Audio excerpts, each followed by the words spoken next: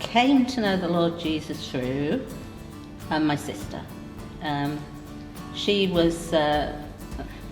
had lots of problems with depression and stuff when she was younger, and she came. Her husband's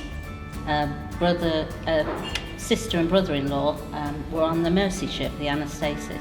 Oh. So he was the chief engineer on that at the time, and they'd come, because they lived in New Zealand, they'd come to Bristol, and both of them gave their lives to the Lord through them. And I lived up north in Lincolnshire, and they came up to visit. I could see a difference in my sister, so I knew something had happened, and there was something in what she was saying. But I think we're all on a journey, and the Lord sort of does those little things on the way. Like, I know that people were praying for me up in Grimsby, even though I didn't have any Christian members of family around. So she just said, "Do you want to hear about the Lord?" And she gave me a tract, and she said, "Do you want to pray?" And I said, "No." No, thank you. I thought, I'll read it, and I want to find out what I'm doing first. So I just read this tract several times, and I knew, because I'd always thought about God, and I knew there was something in it. So I just decided that I was going to pray the prayer of commitment. And she just said to me, if you do, just pray and ask the Lord to show you a lively church to go to. And I had no idea what she even was talking about. That was my first step out into a new journey with the Lord. And I had to just feel my way, a bit like Freya, because there was nobody there to ask. So I just prayed and asked the Lord to show me, sort of thing. Amazing. Trust, I think that is the biggest thing, because everything's about trust and faith in God. And when you're, especially a new Christian, you have no idea what you're doing, who God is, or anything like that. And I found a church and that was lively, but they used to talk about God as Father, and I thought, well, I have no idea. I don't even know what that means, because my father died when I was 6, so I didn't really I couldn't relate to God as a father, and I think that the Lord takes us through things to teach us. I mean, I wanted to know God as a father, and he does things really gently, doesn't he? And I remember, I didn't even know what it was like to be hugged by a father or anything like that. And we used to go to a Christian Bible weekend on the Lincolnshire Showground, and somebody I was in a house group with, he just saw me, because we sort of camped out, saw me, came over, he said, "Amelia," and he just gave me this massive hug. And God used that. It was almost like he imparted something into me to understand what a father's love looked like. And and then, I mean, there was lots of things that were happening around that time. Yeah. But learning to trust God with your life is sort of massive, because it's like in the 23rd Psalm, one of the first things that I learnt was that it was nothing to do with me. It was God's intention to bring me through, for his name's sake, it says, and God would lead me and guide me, and it was not my responsibility so much as trusting God to do it with me. And so, yeah, learning to trust is a massive, massive thing. I was, interestingly, I've already heard this testimony today from somebody else. From Nick, but I'll share it anyway. But so God does things in different people's lives, and it can look very similar.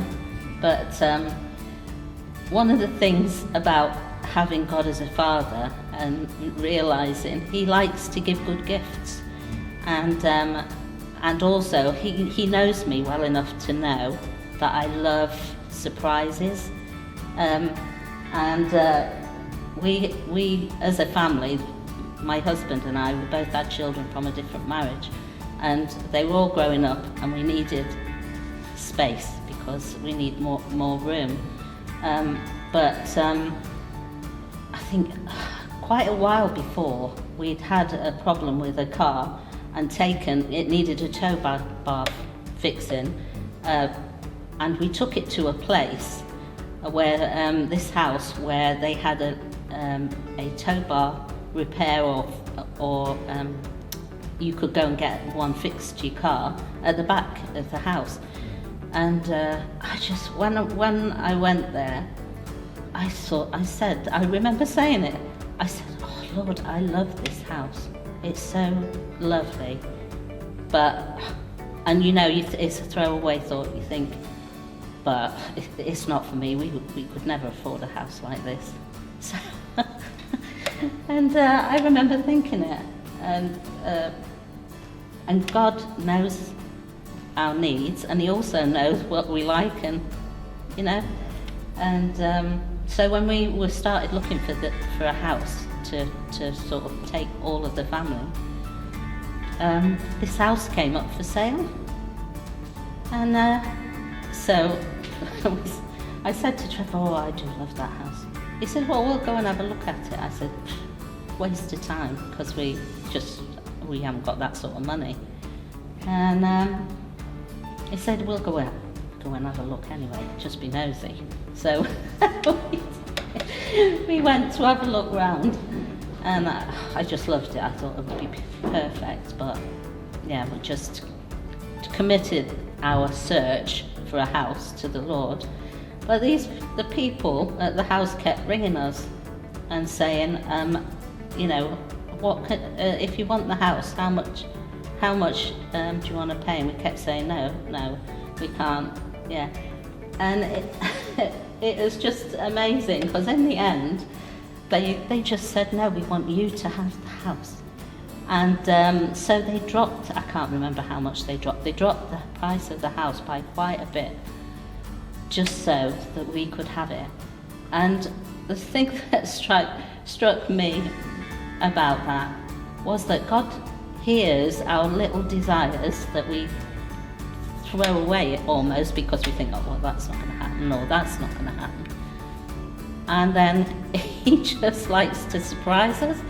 And I remember it when they rang us, and they said, "Yeah, we'll accept what you can afford," because we said, "Well, we can only go up to whatever mortgage it was at the time." And they said, "We'll accept." And we came off the phone, and we were just sat there staring at each other in total disbelief. But God is in the detail. He's in not just the details of what He wants, but He also loves to bless us. And so we had this big house, enough for all of the family. And and it's that type of thing that always blesses me with God, because He knows I love surprises, and He always does surprise. And it's often in prayer, it's often the quick prayers that you see Him answer most, like the help. Don't know what to say, just help, and things like that. It's those sort of quick grab a hold of the Lord that you see Him at work in really, really well. Yeah. So So that's one of the, but I just think it's an encouragement for anybody that God seeks to, he joins with your desires, as well. So it's not just everything that he desires, he's already factored in you and your desires. And even though you think this is impossible, for God nothing's impossible. The only way to really know Jesus is take a leap of faith. You need to, I always thought of it a little bit like putting on a parachute and jumping out of a plane and hoping the parachute will open. Ideally it does. And to put your trust in Jesus is a leap of faith. But no one is ever disappointed who put their trust in Jesus.